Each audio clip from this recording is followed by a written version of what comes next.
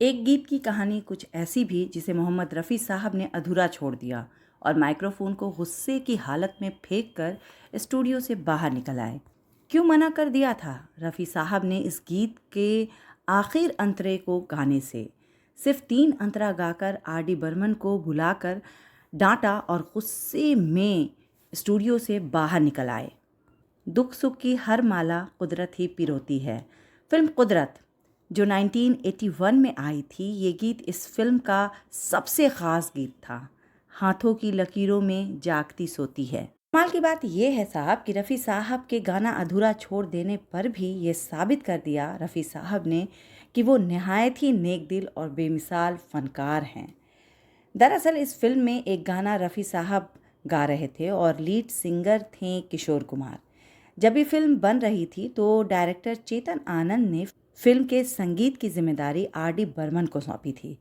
इस फिल्म के गीतकार थे मजनू सुल्तानपुरी और कतील शिफाई, और इस फिल्म के गाने ऐसे कि आज भी गुनगुनाए जाते हैं। इस फिल्म का थीम सॉन्ग चेतन आनंद ने कातिल सिफाई से लिखवाया था और इस फिल्म के बैकग्राउंड में इस गाने को कई बार बजना था।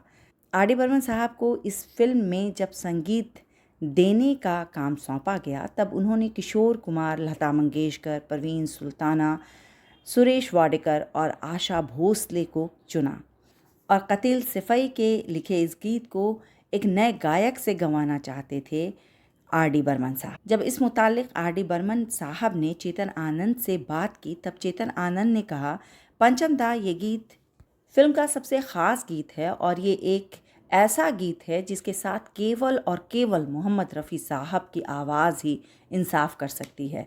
इसलिए मैं चाहता हूँ कि ये गीत रफ़ी साहब ही गाएं और इस गीत के जो अल्फाज हैं, जो भाव हैं, उन सब पर रफ़ी साहब की आवाज़ ही दुरुस्त बैठती है और इस गीत को एक अमर गीत बना सकती है। लेकिन आर डी बर्मन एक नए गायक के साथ ये गाना करना चाहते थे, लेकिन चेतन आनंद के जहन में सिर्फ और सिर्फ रफ़ी साहब ही थे। लिहाजा आर डी बर्मन के कई बार मनाने के बाद चेतन आनंद नए गायक को सुनने के लिए तैयार तो हो गए, पर शर्त ये रखी कि गाएंगे रफ़ी साहब ही इस गीत को। उधर आर डी बर्मन साहब इस कशमकश में मुब्तला थे कि इस फिल्म के सारे गाने किशोर दा गा रहे हैं, तो सिर्फ एक गाने के लिए वो मोहम्मद रफ़ी साहब को कैसे कहें। खैर, नए गायक का नाम था चंद्रशेखर गाडगिल। चेतन आनंद साहब ने चंद्रशेखर गाडगिल को जब सुना तो काफ़ी सराहा।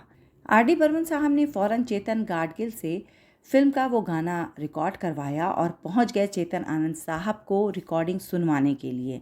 आनंद साहब ने गाना सुनकर कहा, आवाज़ बहुत अच्छी है, मगर इस गीत के साथ रफ़ी साहब ही इंसाफ कर सकते हैं। आनंद साहब रफ़ी साहब के अलावा किसी को लेना चाहते ही नहीं थे।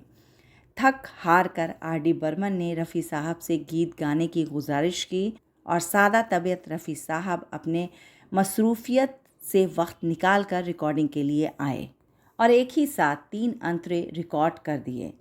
3 अंतरे रिकॉर्ड करने के बाद एक छोटा सा टी ब्रेक हुआ। चाय पानी का सिलसिला ख़त्म होने के बाद फिर से रिकॉर्डिंग शुरू की गई। गाना शुरू होने से पहले न जाने कैसे चेतन गाडगिल का गाया हुआ वो गाना रफ़ी साहब के कानों तक पहुंच गया। दरअसल रफ़ी साहब के माइक्रोफोन में रिकॉर्डिंग रूम से उसी गाने की हल्की सी आवाज़ आई कि जिस गाने की रिकॉर्डिंग के लिए रफ़ी साहब वहां मौजूद थे। किसी और गायक की आवाज़ में सुनकर उस गाने को रफ़ी साहब चौंक गए। टेक्नीशियन को रफ़ी साहब ने तुरंत बुलवाया और पूछा, ये किसकी आवाज़ है? टेक्नीशियन ने कोने में बैठे एक लड़के की तरफ इशारा करते हुए कहा, उस लड़के ने भी गाया था, ये गाना नया गायक है। वो रफ़ी साहब तुरंत बोले, क्या आवाज़ है, क्या शानदार तरीक़े से गाया है इसने इस गाने को। नाम पूछा और माइक्रोफोन उतार कर एक तरफ रखते हुए आर डी बर्मन को आवाज़ दी और कहा, पंचम सच सच बताओ किसने गाया ये गाना? पंचम दा यानी आर डी बर्मन साहब थोड़ा सहम तो गए, लेकिन सारा माजरा सच सच बता दिया और सब कुछ बता देने के बाद पंचम दा ने रफ़ी साहब से गुजारिश की गाने को पूरा करने की। रफ़ी साहब ने मुस्कुरा कर कहा, क्या कर रहे हो पंचम? क्यों किसी नए कलाकार की ज़िंदगी मेरे हाथों बर्बाद करवाना चाहते हो?